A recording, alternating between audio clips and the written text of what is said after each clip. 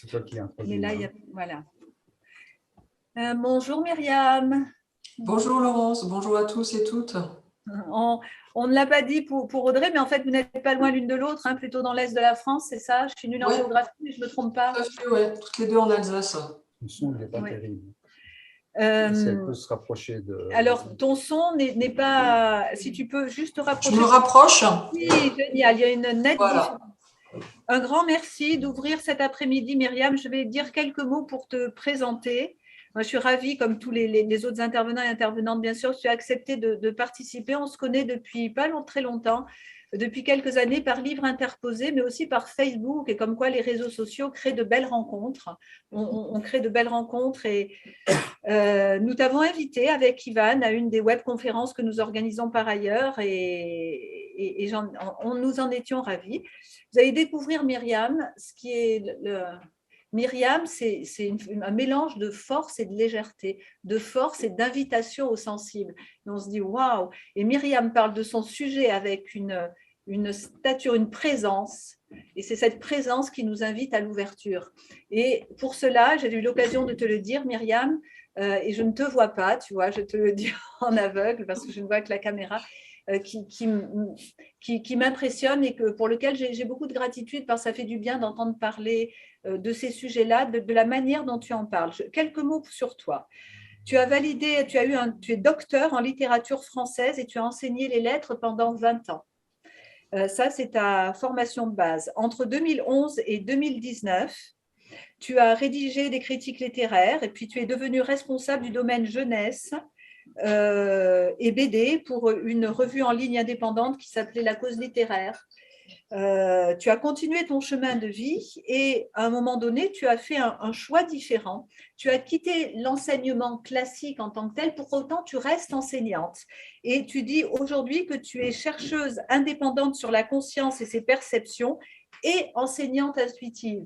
Et c'est là qu'on retrouve la notion de chercheuse et d'enseignante, mais sous un autre angle, comme si aux lettres et aux mots, à la philosophie, à la poésie, tu ajoutais maintenant cette dimension vibratoire sensible qui sont la dimension de ces perceptions de la conscience. Et c'est sur ce champ-là maintenant que tu interviens et que tu accompagnes les personnes et les groupes et que tu continues de publier des livres. As-tu ton dernier livre ou tes derniers livres, parce qu'il y en a eu 2 ou 3 sur coup là? Je t'ai écouté, je les ai pas lus, voilà.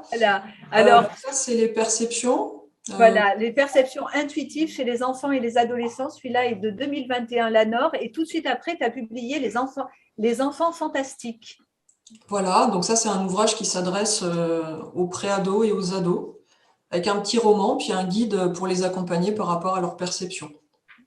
Ok. Ça t'allait la manière dont je t'ai présenté, Myriam, ou tu veux un peu réajuster ou préciser? Non, c'est une super présentation, comme d'habitude, et je t'en remercie. Je te remercie vraiment pour l'invitation, ainsi qu'Ivan, de m'associer à ces activités qui sont passionnantes. Donc moi, à cette étape de la journée, je suis juste ravie de tout ce que j'ai déjà pu entendre et récolter en fait ce matin. Voilà, donc vivement la suite. Alors la suite justement, c'est toi. Accueillir les perceptions intuitives de la conscience. Tu nous dis et on garde un peu de temps pour un échange sur la salle, sur le chat. Merci. Très bien, merci. Et dans cette intervention, j'espère que je vais pouvoir répondre en partie aux vœux d'Ivan à l'ouverture de la journée, puisqu'il a parlé des capacités de la conscience, mais dans le sens de quelque chose qui deviendrait normal, presque banal en fait dans nos vies. Et c'est bel et bien comme ça que j'envisage les choses. Donc accueillir les perceptions intuitives de la conscience, c'est d'abord dire oui à ce qui semblerait impossible pour moi. Et ça n'est pas par un cheminement ou un questionnement existentiel que je suis arrivée à tout cela, mais bien par des expériences de vie. Parce que pendant très longtemps, les seules portes que j'avais ouvertes, c'était celles de l'analyse rationnelle. Mais un jour, j'ai senti que je n'étais plus nourrie par cela et les expériences se sont présentées à moi. Des expériences qui se sont multipliées, où j'ai dû tâtonner, apprendre toute seule, ou en rencontrant quelques personnes qui ont pu m'aiguiller. Et puis, au bout d'un certain temps, au bout de quelques années, j'ai atteint ce que j'appellerais un certain niveau de maîtrise, même si on continue toujours à apprendre dans ce domaine. Et là, l'envie de comprendre et de réfléchir sur ces questions s'est imposée à nouveau. Donc là, j'ai entamé de nouvelles études, comme le disait Laurence, de nouvelles recherches, et qui m'ont amené à ma compréhension personnelle, en tout cas de la conscience. Donc je vais quand même poser une définition, ça me paraît important pour vous expliquer à partir de quoi je parle. Donc je vais emprunter tout d'abord la définition que donne Dean Radin, chercheur en parapsychologie dans son dernier ouvrage. Il dit qu'il y a 3 choses vraiment à garder. Le fait que la conscience est fondamentale, ce qui veut dire qu'elle l'emporte sur le monde physique. Ensuite, que tout est interconnecté. Et enfin, qu'il n'y a qu'une seule et même conscience. À ces 3 éléments de base, moi je vais rajouter quelques éléments. Je veux dire que la conscience individuelle, c'est ce qui me permet de me définir de l'intérieur, comme un être qui pense, comme un être qui ressent, un être qui est capable de reliance et puis aussi qui est capable d'observer tout ce que je vis. Je suis du coup en tant que conscience individuelle une part de cette conscience universelle qu'on a déjà évoquée à plusieurs reprises et qui est présente en toute chose, pas seulement à mon sens dans les êtres vivants, mais vraiment en toute chose existant dans ce monde et dans d'autres mondes d'ailleurs aussi. Bergson disait que la conscience, c'est un pont jeté entre ce qui est et ce qui sera, entre le passé et l'avenir. Moi, je voudrais rajouter que la conscience est un pont entre le vivant et le non-vivant, entre le visible et l'invisible. Et enfin, qu'elle donne forme à la matière et qu'elle la transforme continuellement dans un vaste mouvement qui semblerait sans aucune limite. Donc, à partir de cette définition de départ, je me suis personnellement concentrée sur les capacités de la conscience, du fait des expériences que j'avais dû vivre et que j'ai dû ensuite collecter auprès de différentes personnes, parce que je suis quelqu'un de très curieux et j'avais très envie de voir si les autres vivaient la même chose, quoi. Donc ça correspond, si vous voulez, à des termes qui existent déjà. Ce sont les capacités PSI qu'utilisent certains auteurs, ou bien encore les capacités définies par les parapsychologues. Moi, j'avais besoin d'un terme nouveau, quelque chose de plus neutre, qui ne renverrait pas même à des souvenirs un peu de type ésotérique, et non plus à une science qui dissèque en fait une part de l'humain. Je voulais quelque chose qui m'appartienne en propre en tant que personne qui expérimente cela au quotidien. Et cette expression de perception intuitive s'est imposée parce que principalement, ce sont des choses qui viennent à moi, des choses que je perçois. Donc, il y a 3 grands ensembles, je dirais, par rapport à ces capacités. L'action sur la matière, donc ça va de la télékinésie à tous les domaines de guérison, et le volet de la communication qui va être vers l'intérieur de soi, mais aussi vers l'extérieur, à travers des contacts avec d'autres êtres qui appartiennent au monde humain, mais aussi au monde animal, au monde végétal, qui appartiennent à d'autres dimensions parfois, peut-être même à d'autres univers.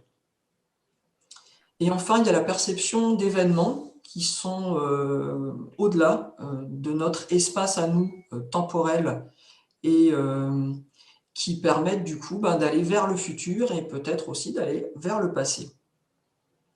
Cette conscience, donc, elle est, à mon sens, c'est aussi intéressant de l'exploiter par rapport à l'extérieur de soi que par rapport à l'intérieur. En tout cas, moi, je ne sépare jamais les deux.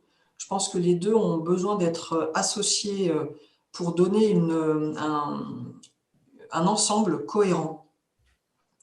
Donc, dans mon cheminement, qui est sûrement celui d'une sorte de Candide au pays de la conscience, j'ai fait plusieurs constats qui m'ont conduite à faire ce que je fais aujourd'hui. Donc, d'abord, j'ai réalisé que j'avais, moi, de puissantes facultés et que tout le monde n'avait pas cette puissance-là.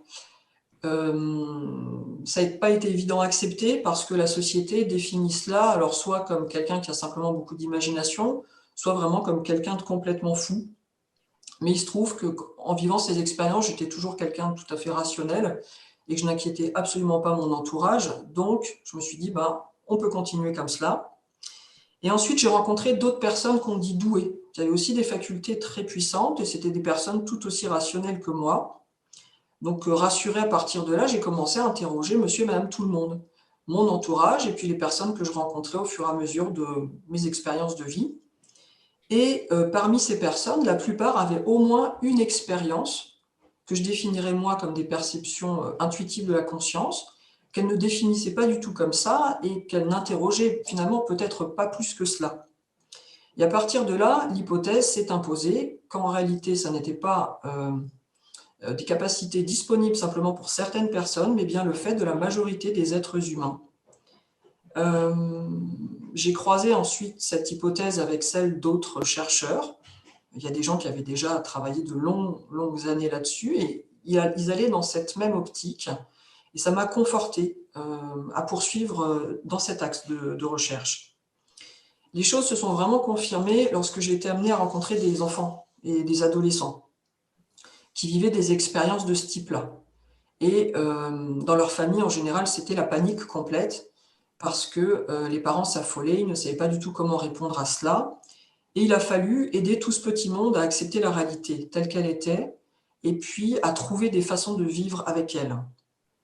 Donc l'étape où j'en suis à présent, c'est de réaliser, donc comme le disait Laurence, aussi bien en accompagnement individuel qu'à travers des formations de groupe, que ces capacités de perception de la conscience, elles ne demandent qu'à émerger. Vraiment, elles sont à la surface de notre être et à déployer le formidable potentiel qu'elles recèlent. Pour ma part, ça m'a amené à un positionnement clair, voire même radical, puisque ça m'a amené même à changer d'univers professionnel, parce qu'il était indispensable de faire connaître ce pan de l'humain, ce fluide qui relie tous les éléments de l'univers. Vraiment, cette urgence, elle s'est imposée à moi bien avant que j'en comprenne les enjeux. Mais j'ai écouté ça à l'intérieur de moi et j'y suis allée, avec toutes les peurs que ça pouvait entraîner. Et pour l'instant, en tout cas, j'ai vraiment aucun regret. Donc la façon dont j'aborde les choses avec les personnes que j'accompagne, nous n'avons pas de protocole. Nous n'utilisons pas de produits, ni naturels, ni chimiques. Pour atteindre des états modifiés de la conscience, moi, ce que je recherche, c'est l'état naturel de la conscience. Ce qui m'intéresse, c'est de pouvoir, en étant le plus éveillé possible, atteindre un certain nombre d'expériences ou de développement des facultés. Et donc, la façon dont j'envisage ça, c'est de s'ouvrir à la conscience, de lui dire oui, de dire oui à cet impossible qu'elle représente, et puis d'aller d'expérience en expérience, parce que la confiance, en fait, s'installe au fur et à mesure, et retrouver cette conscience au quotidien, vraiment jour après jour, permet de vivre mieux et d'envisager les choses autrement. C'était la question de Sonia ce matin, donc voilà ma réponse par rapport à cela. Il n'y a pas besoin de faire d'expérience d'une intensité particulière, ou comme le disait tout à l'heure Audrey, de le réserver à des moments très très ciblés dans sa vie. Ça peut être vraiment la conscience en permanence. Voilà.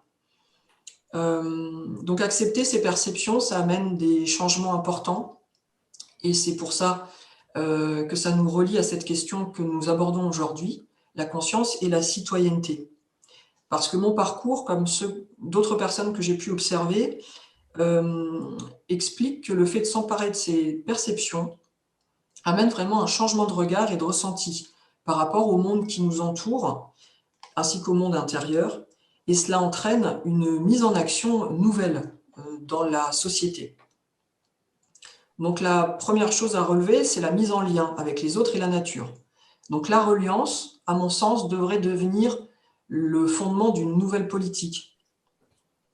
Ces perceptions intuitives de la conscience, elles nous mettent en lien avec les autres êtres humains, avec les autres êtres vivants et avec la nature dans son ensemble. Elle permet aussi de rentrer en lien avec des êtres qui appartiennent à d'autres dimensions, à d'autres espaces-temps, au monde terrestre intérieur, au monde féerique, à des êtres qui appartiennent à d'autres planètes, ce qu'on appelle familièrement les extraterrestres. Des êtres aussi qui n'ont pas ou qui n'ont plus de corporéité, à savoir les disparus, les anges, les guides, les esprits d'une espèce, les esprits aussi des éléments. On rejoint ici l'eau qu'évoquait Fabienne. Bien entendu que l'eau répond à notre intention, comme le feu, comme la terre, comme l'air. Si on veut bien s'adresser à eux, ils répondent et ils entrent en résonance avec nous. Donc la conscience n'apporte aucune séparation. Au contraire, elle veut lier, elle veut relier, elle veut réunir. Et dans cette mesure, comment dans une société peut-on encore exclure ou essayer de hiérarchiser ce qui est dans le vivant?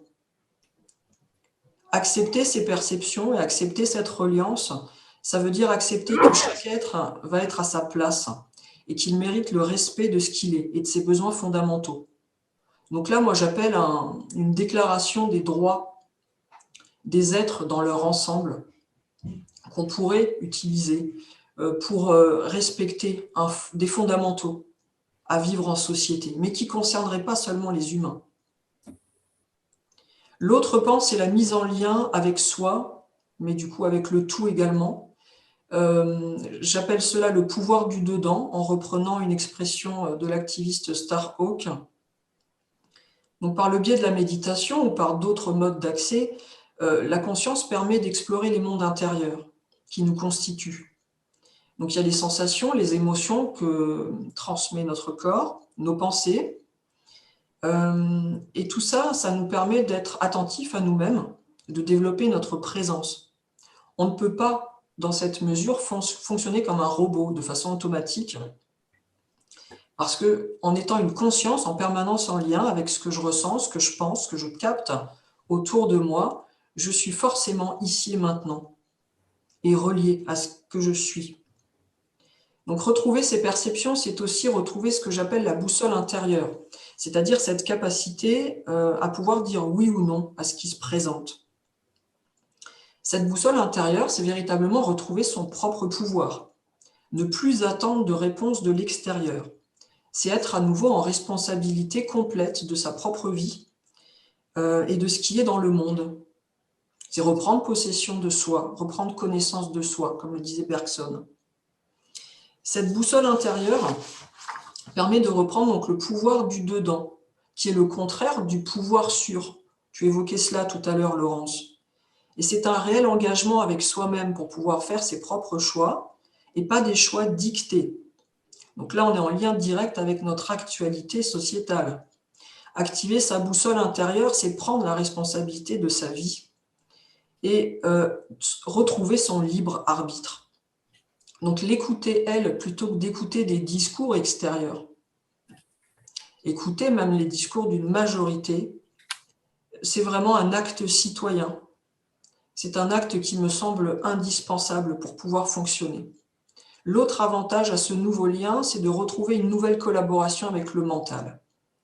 Le mental n'est pas une mauvaise chose, bien au contraire, c'est une formidable capacité d'analyse rationnelle.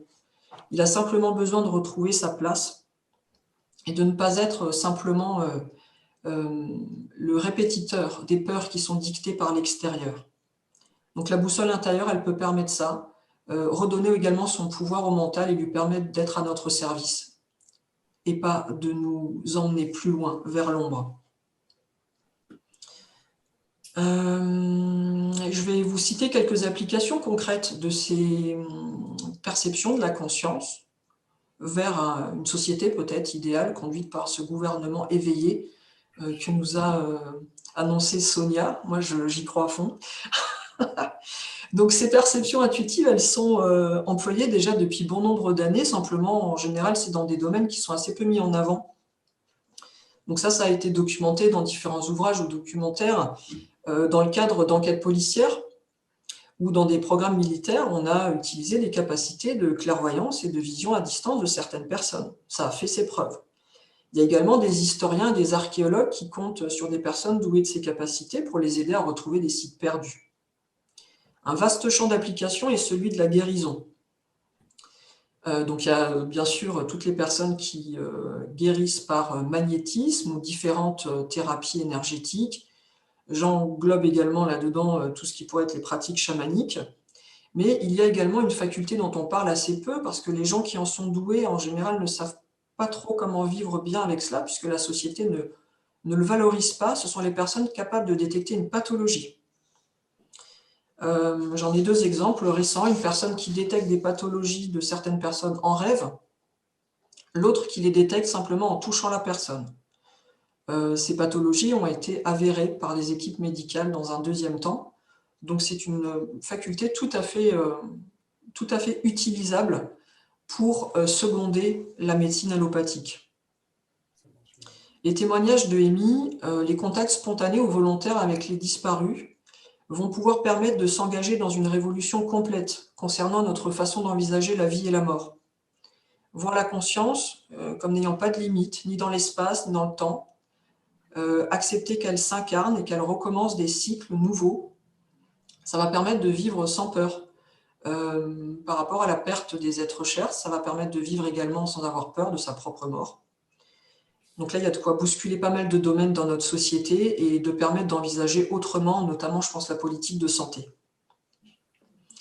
L'accueil des perceptions va être très important aussi dans le domaine de l'éducation.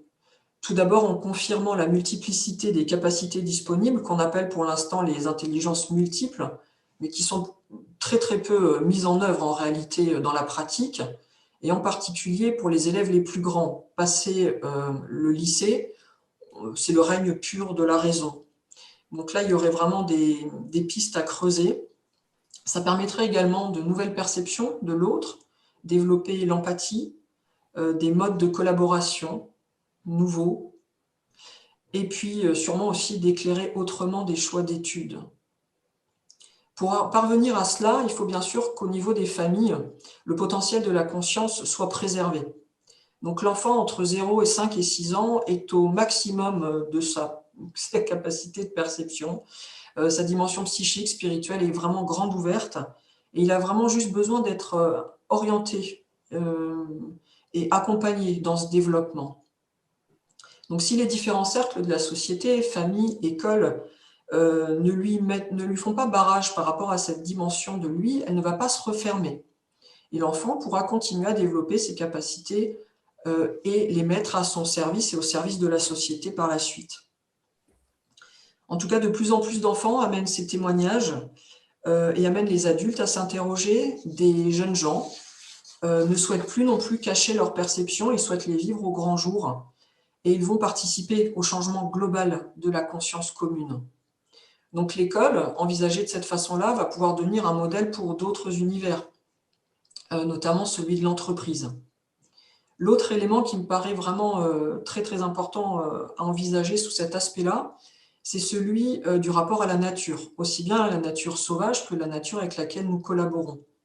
Être capable de communiquer avec le règne animal, le règne végétal et peut-être même le règne minéral, ça permet de pouvoir entendre et de soutenir les êtres avec qui nous collaborons.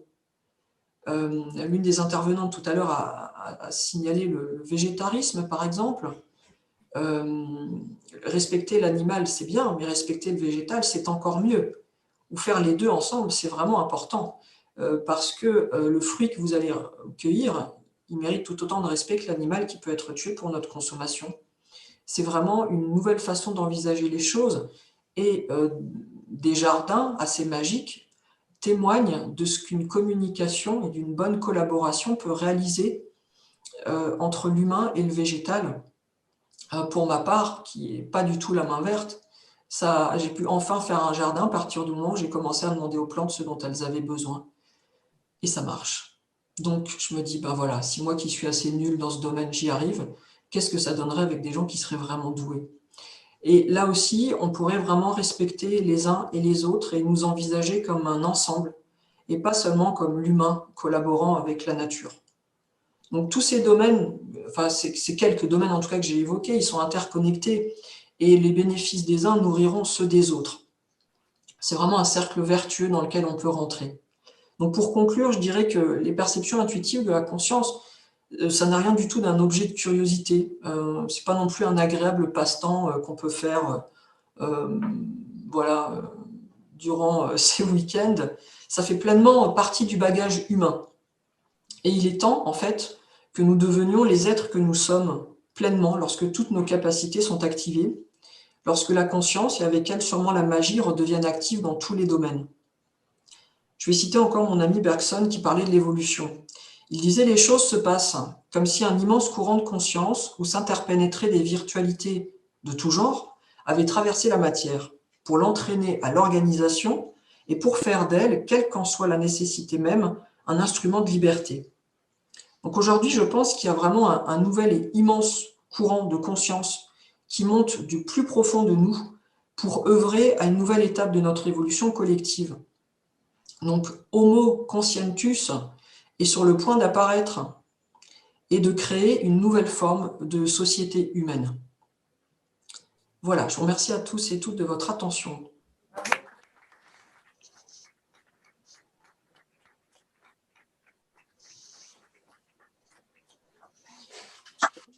Merci, un grand merci Myriam. Juste avant que tu n'interviennes, avant qu'on reprenne, une personne disait, vous parlez de conscience, n'oubliez pas de parler de citoyenneté. Il me semble que tu as superbement bien éclairé la question de la citoyenneté avec cette idée qui est en filigrane, qui était en filigrane avec les partenaires et qui est en filigrane depuis ce matin, je vais parler plus fort, qui est de dire que la transformation, elle est intérieure, c'est une révolution intérieure au service d'une révolution extérieure, une démocratie intérieure au service d'une démocratie extérieure. Et dans cette mutation, dans cette révolution, dans ce passage anthropologique et peut-être politique, le passage, c'est nous. Nous sommes le passage à travers la manière dont nous nous saisissons de tout ce qui a été dit, du réel, du rapport à la nature, de l'action concrète, mais aussi dont nous nous saisissons de nous-mêmes.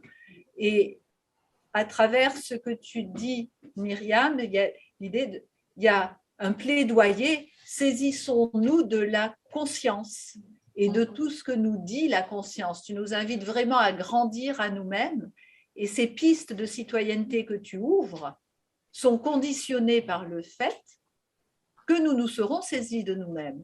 Est-ce que c'est une manière de reformuler que tu acceptes? Ah oui, et je l'apprécie beaucoup. Merci. Quelle magnifique collaboration. Oui, j'aime beaucoup ton idée de « nous sommes le passage ». Tout à fait, comme si c'était nous qui étions une porte et qui allait permettre d'en ouvrir bien d'autres après au niveau collectif. Mais c'est un passage nécessaire. Vraiment. Merci. Myriam, alors il pourrait y avoir des réactions à ce stade-là. Tu sais, c'est toi qui me l'avais suggéré, on en avait parlé en préparation et moi j'étais plus que d'accord d'avoir un temps de reliance. Te souviens-tu qu'il y avait ce temps-là? Oui, on avait évoqué ça. Je ne l'ai pas perdu de vue, je me suis simplement dit ça va être lié au rythme et tout ça. Si vous êtes d'accord, compte tenu du climat et de la méditation quelque part dans laquelle tu nous as invités à entrer, je te propose de poursuivre et nous nous laissons guider. Et à la fois nous dans la salle et nous vous invitons, vous devant l'écran, à vous laisser guider aussi par la proposition de Myriam. Très bien. Eh bien, allons-y.